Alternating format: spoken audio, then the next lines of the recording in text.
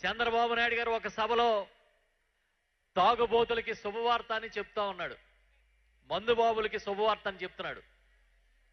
ఏంటంటే తాను అధికారంలోకి వస్తే ఎక్కడ పడితే అక్కడ మందు దొరికే విధంగా చేస్తాడంట, తక్కువ ధరలకి మందు ఇప్పిస్తాడంట, కష్టపడి ఉంటారు కాబట్టి సాయంత్రం క్వార్టర్ ఫుల్లో వేసుకుంటే మీకు బాగుండేలాగా నేను చేస్తానని ఆయన ఒక హామీ ఇస్తా ఉన్నాడు. ఇవాళ ఉదయమే చూసే వీడియో మీరు కూడా చూసుంటారు. కానీ జగన్ అన్న ఏం చెప్పాడో తెలుసా?